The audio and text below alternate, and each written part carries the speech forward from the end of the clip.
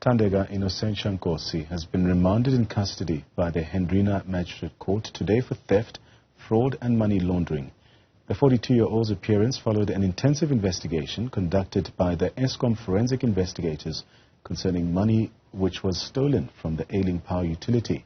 For more on this, we're joined by HAWKS and Mpumalanga spokesperson, Captain Dineo Sekgotodi. Captain, a pleasure to have you on the program this evening. Now, firstly, for context, tell us a bit more about this collaborative effort in this case that saw the HAWKS work in partnership with Eskom's own forensic investigations team. Thank you very much, presenter and all listeners. Indeed, today we were embarked on operation whereby we arrested this female, the Eskom employee at Matla power station for fraud of over 14 million rand. After the investigation indeed was conducted by the internal investigator from Eskom, whereby they find that the money is short, then the case was sent over to the HAWKS, who pursued the case until we linked the suspect with other 4 suspects who have to appear next week in court. So moving to the court appearance today, what took place in court?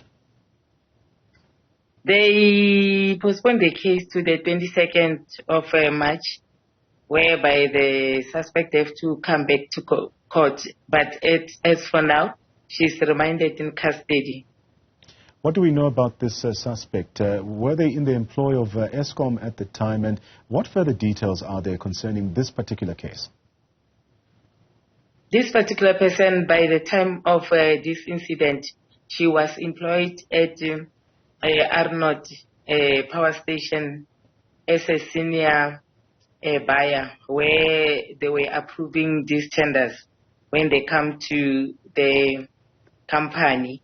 So during that time, she fraudulently advised or colluded with one suspect who's linked in this case, whereby they submitted fraudulent document and the Eskom paid money to that particular director of a certain company, where it was also established that the family members, they were signatories on that project, whereby they fraudulently received money from Eskom to the amount of 14-point-something million.